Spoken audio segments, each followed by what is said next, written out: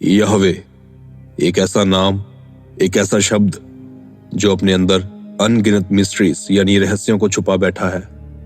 इस वीडियो के पहले पार्ट में मैंने आपसे यहोवा शब्द के यही 4 अक्षर यूद हे वाव हे के कुछ ऐसे ही सीक्रेट्स शेयर किए थे कि किस तरीके से ये नाम इंसान के डीएनए में भी पाया जाता है। मैंने आपसे ये भी शेयर किया था कि कैसे यहोवा नाम में यीशु मसीह का नाम और यीशु मसीह में यहोवा का नाम पाया जाता है।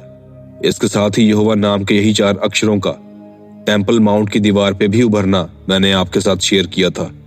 और क्योंकि ये उस वीडियो का पार्ट 2 है, तो चलिए आज मैं आपको खुदा के नाम यूद हे वाव हे के कुछ और सीक्रेट्स बताता हूँ। सबसे पहले स्टार्ट करते हैं इन 4 अक्षरों के इडियोग्राफिक मीनिंग से। इडियोग्राफ किसी चीज को रिप्रेजेंट करने का सिंबल होता है। जैसे अगर आप किसी रोड पर जाएं तो रास्ते में बहुत सारे सिंबल्स देखने को मिलते हैं। जैसे अगर आपको कहीं पर यह सिंबल दिखे तो इसका मतलब होता है कि अंडर कंस्ट्रक्शन काम चल रहा है, या अगर आपको यह सिंबल दिखे तो इसका मतलब होता है नो स्मोकिंग एरिया। एंड सबसे इजी समझने वाला एग्जांपल है कि वॉशरूम के बाहर मेल और फीमेल की पिक्चर लगाई होती है, जो ये इंडिकेट करता है कि आदमियों और औरतों का वॉशरूम कौन सा है। ऐसे ही हिब्रू लैंग्वेज के लेटर्स पुराने टाइम से किसी न किसी चीज को सिंबलाइज करते हैं। जैसे हिब्रू का पहला अक्षर एलफ रिप्रेजेंट करता है ऑक्स हेड यानी बैल के सिर को, और हिब्रू का दूसरा लेटर बेथ घर को या टेंट को रिप्रेजेंट करता है। ऐसे ही हिब्रू के हर एक लेटर का इडियोग्राफिक मीनिंग है और ये एक दूसरे से बहुत रिलेट करते हैं।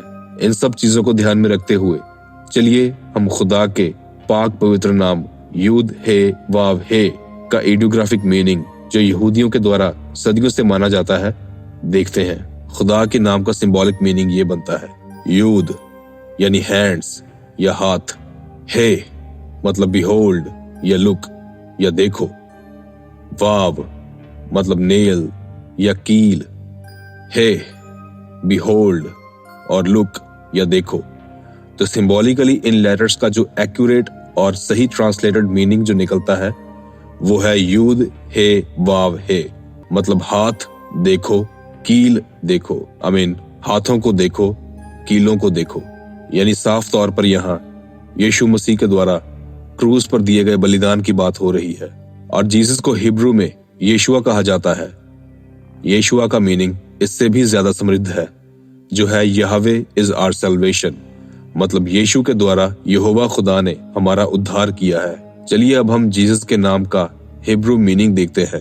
यीशु का हिब्रू नाम यीशुआ हिब्रू के 4 लेटर्स यूद शीन वाव एइन से मिलकर बना है। मैं आपको यीशु मसीह के नाम के एक एक लेटर का मीनिंग बताऊंगा। यीशुआ नाम के पहले लेटर यूद का मतलब है क्रिएशन यानी बनाना, शीन का मतलब है कंज्यूमिंग और डिस्ट्रॉइंग यानी खत्म करना, वाव का मतलब है सिक्योरिंग और टू सेव यानी बचाना, एइन का मतलब है नोइंग या एक्सपीरियंस और सीइंग यानी देखना, जानना और अनुभव करना।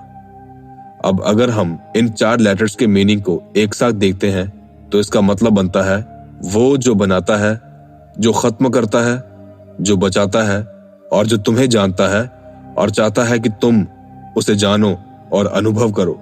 अब मैं आपको बताऊंगा कि हमारी बाइबल में यूहन्ना ने ये कहां जाहिर किया है। मैं आपके सामने पढ़ने जा रहा हूं रेवलेशन चैप्टर 1 और वर्स 8। प्रभु परमेश्वर वह जो है और जो था और जो आने वाला है, जो सर्वशक्तिमान है, ये कहता है कि मैं ही अल्फा और ओमेगा हूं।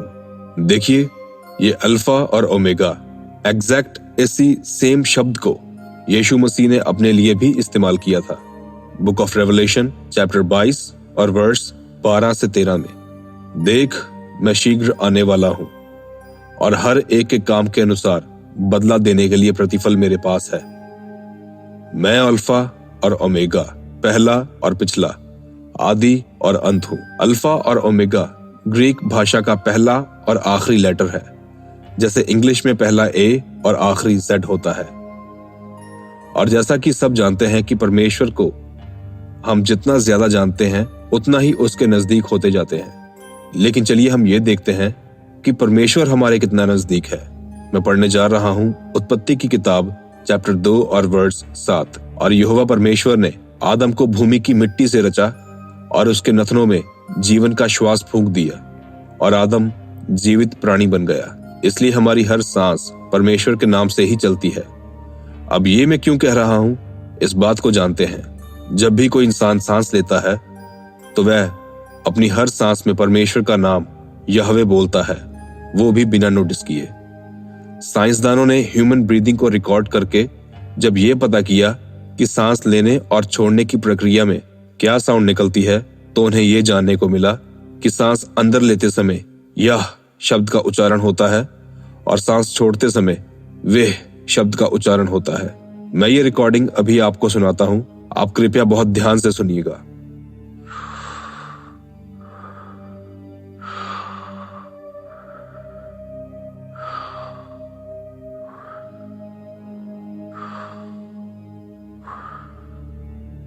ऑलराइट, तो हमारे बड़े बुजुर्ग जो कहा करते थे कि हमारी हर सांस परमेश्वर का नाम बोलती है, तो आज हम ये कह सकते हैं कि उनकी ये बात 100% बिल्कुल सच है।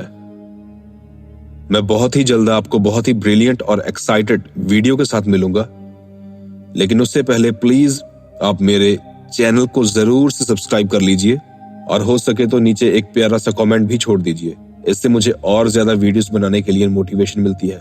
प्रभु यीशु मसीह के नाम में आप सबको सलाम।